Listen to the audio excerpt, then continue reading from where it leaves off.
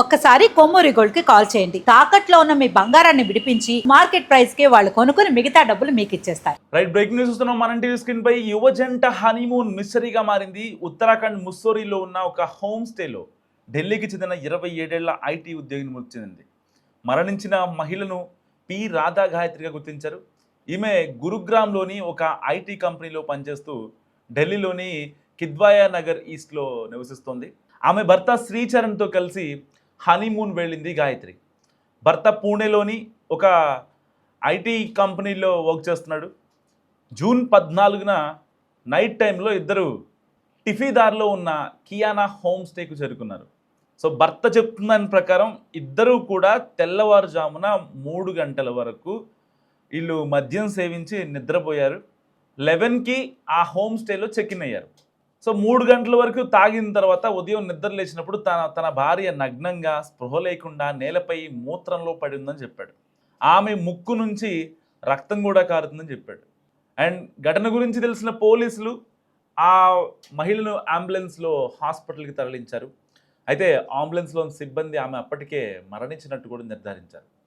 బెడ్షీట్పై రక్తం మరకలు, గదిలో 2 మద్యం బాటిల్స్ అండ్ ఫుడ్ కూడా ఉన్నట్టు పోలీసులు గుర్తించారు. మృతురాలు గాయత్రికి శ్రీచరణ్లకు 2025 నవంబర్ 8న మ్యారేజ్ జరిగింది. సో ఇద్దరిది విశాఖపట్నం. అయితే గురుగ్రామ్లో ఇద్దరు వర్క్ చేస్తున్నారు. వాస్తవానికి ఏం జరిగిందనే దానిపై ఇప్పుడు ఇంకా క్లారిటీ రాలేదు. కానీ కుటుంబ సభ్యులు మాత్రం ఆ యొక్క శ్రీచరణ్ అనుమానిస్తున్నారు. ఇప్పటికే ఆ మహిళ మృతదేహాన్ని డెహ్రాడూన్లోని కరోనేషన్ హాస్పిటల్ తరలించారు పోస్ట్ మార్టం కోసం. సో పోస్ట్ మార్టం రిపోర్ట్ కోసం ఇప్పుడు పోలీసులు ఎదురు చూస్తున్నారు. డెహ్రాడూన్ పోలీసులు అక్కడ డాక్టర్స్ని రిక్వెస్ట్ చేసింది ఏంటంటే, వీడియో త్రూగా మాకు ప్రూఫ్ కావాలి పోస్ట్ మార్టం చేస్తున్నది అని చెప్పి అడిగారట. మరి అది భర్త అడిగాడా లేకపోతే ఇంకెవరన్నా బాధిత కుటుంబ సభ్యులు అడిగారా అనే దానిపై కూడా ఇంకా క్లారిటీ లేదు. వాస్తవానికి ఈ కేసులో భర్త శ్రీచరణ్ చెప్తున్నది నిజమా కాదా అనేది ఇప్పుడు పోలీసులు తేల్చాల్సింది. వాస్తవానికి ఇద్దరూ కలిసి ట్రిప్ వెళ్ళారు ముస్సోరీకి. అక్కడ ఒక హోమ్ స్టేలో ఆల్మోస్ట్ 11 ఆ టైంలో వీళ్ళు రాత్రిపూట చెక్ ఇన్ అయ్యారు.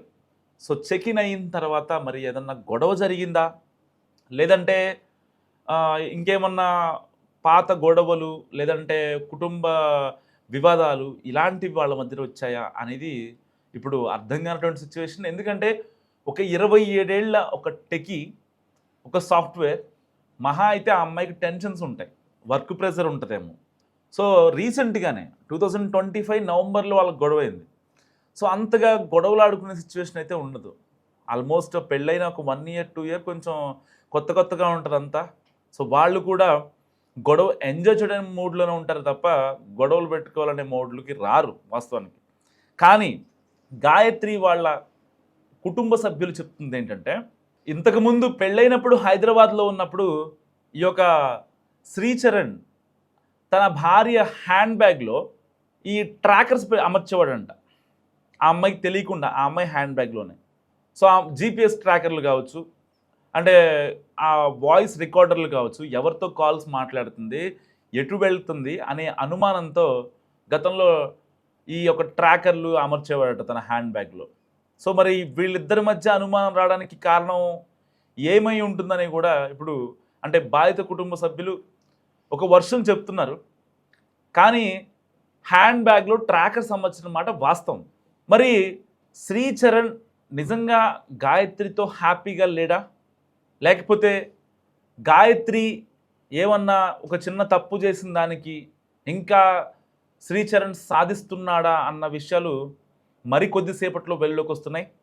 ఇప్పటికే శ్రీచరణ్ తన ఫోన్ డేటాను కూడా పోలీసులు పరిశీలిస్తున్నారు.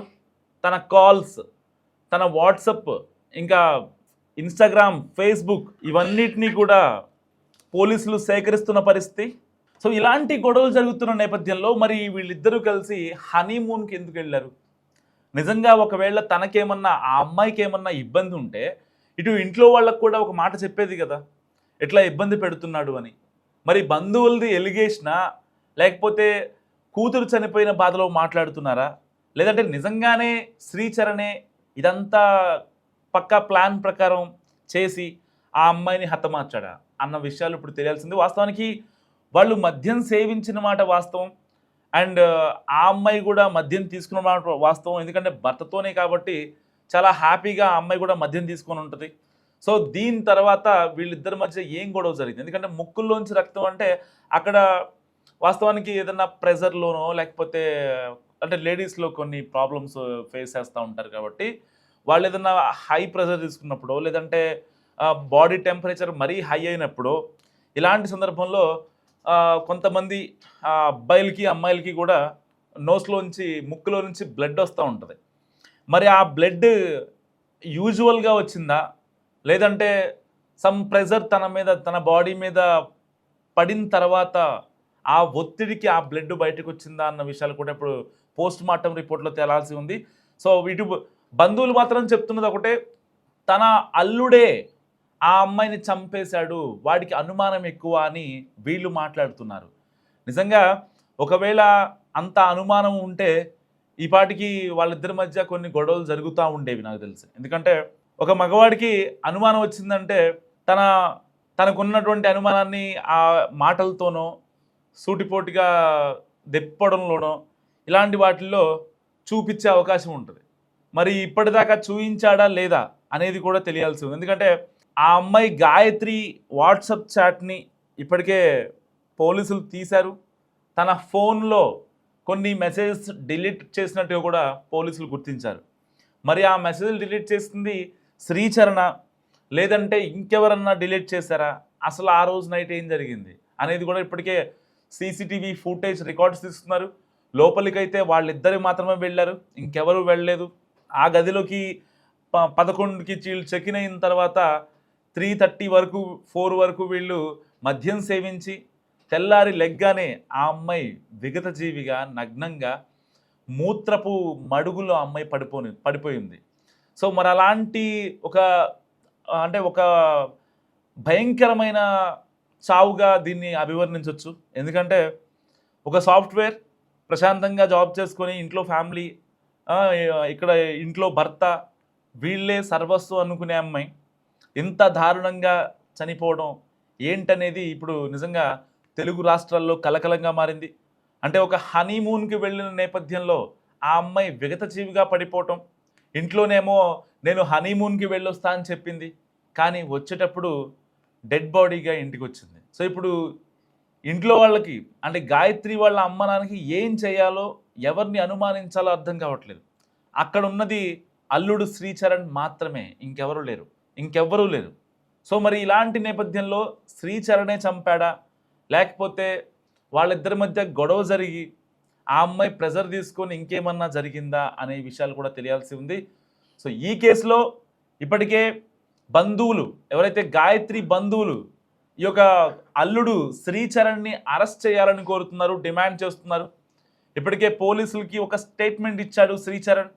జరిగింది ఇది, ఇంతవరకు నాకు తెలుసు, ఇంకా అంతకు మించి నాకేం తెలియదు, ఆ అమ్మాయికి ఎలాంటి హెల్త్ కాన్సిక్వెన్సెస్ లేవు, సో ఏం జరిగిందో నాకు తెలీదు అని కూడా ఆ అబ్బాయి చెప్పడం జరిగింది.